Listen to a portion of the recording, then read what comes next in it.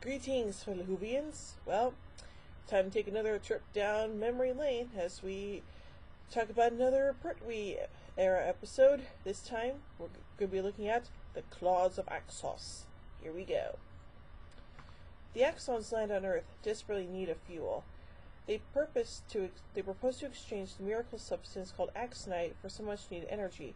Axonite is a thinking molecule that can replicate any substance, or so they claim. Dun dun dun.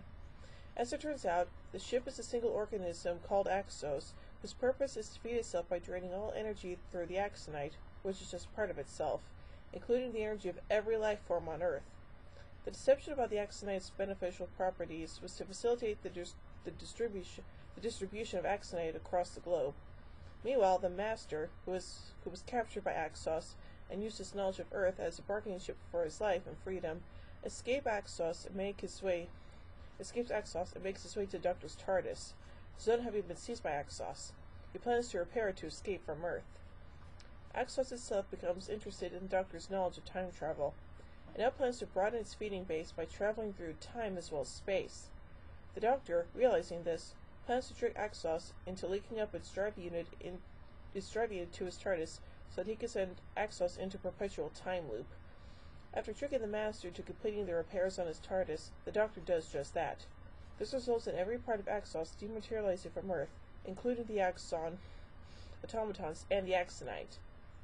In the end, with the Master having escaped in his own TARDIS during the confusion aboard Axos, the Doctor returns to Earth, but not of his own volition.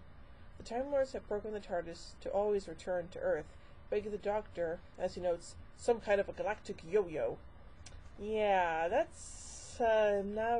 wasn't really good of you there, Time Lords, but oh well. So anyway, let's look at some continuity production elements of the story. The 10th Doctor lists the Axons among his encounters with the Master as the Master dies in his arms during the TV episode Last of the Time Lords. The Feast of Axos, a Big Finish audio play with the 6th Doctor, tells the subsequent story of astronauts visiting Axos, still imprisoned in the time loop. The Axons reappear in the 11th Doctor Who magazine comic strip The Golden Ones, beginning in issue 425. In this story, they are behind a brain-enhancing drink and associated anime show in Tokyo. The drink transforms children into Axons by increasing the links between neurons in the brain, in other words, the Axons. An Axon is seen and present in the department's Alien Prison in Liberation, the second episode of Series 1 of the unaffiliated spin-off K9. In late 1969, script editor Terrence Dix contacted new writing duo Bob Baker and Dave Martin after reading a draft script they had sent around the BBC for another production, A Man's Life.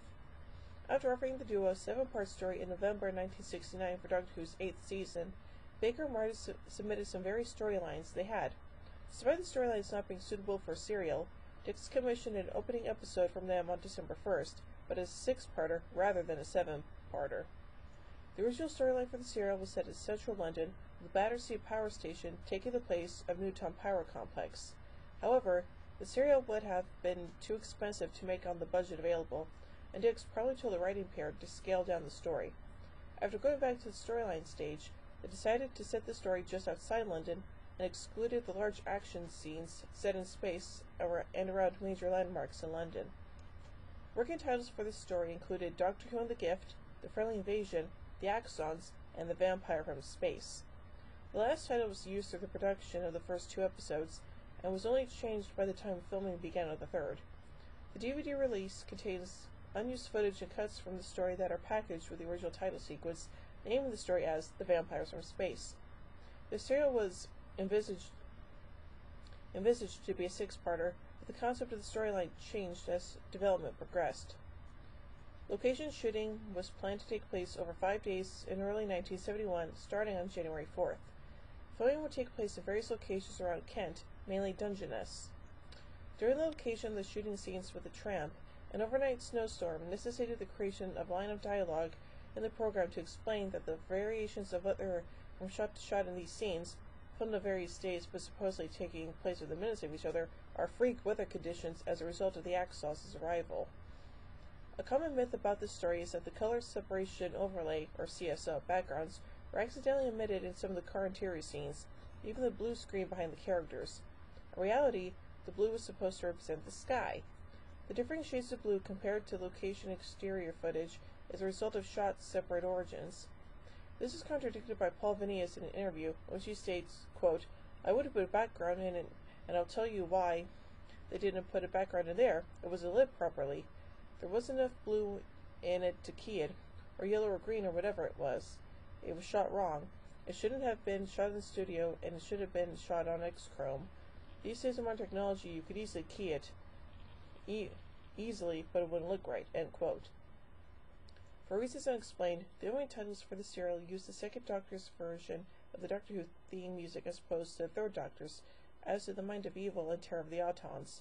After the serial, however, the theme reverts to the John Pertwee standard. The story includes interior scenes inside the TARDIS for the first time in the Pertwee and Color era of the show. The configuration of the TARDIS setup is unique for this adventure.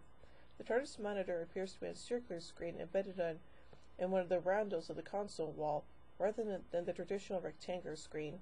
This feature is seen once again a year later on a unique set built for the Time Monster. The doors of the console room do not open directly into the exterior as in all other adventures. Instead, they open into a corridor that features the roundel motif. When the TARDIS interior reappears in the next production, Colony in Space, both these features have been eliminated. Ronald Hawley was last seen in the Tomb of the Cybermen. He reprised his role of Axos in the 2011 audio play The Feast of Axos. Peter Bathurst had previously played Hensel in The Power of the Daleks. Tim Pickett-Smith will later play Marco in The Mask of Mandragora. John Hicks, who played the Axon Boy, also played one of the Quarks in The Dominators. So yeah, a very interesting, unique story, and it's one that's not all that bad. So, overall, I give The Claws of Axos 3 sonic screwdrivers out of 5. Well, join me next time as we venture to Colony in Space. So, until then, this is Hoovy and Queen saying, "Oh my Gideon! When I say run, run! Adverse polarity of the neutron flow. Would you like a jelly baby? Fantastic! Allons-y! Geronimo!" Bow ties are cool, fezzes are cool, and Stetsons are cool.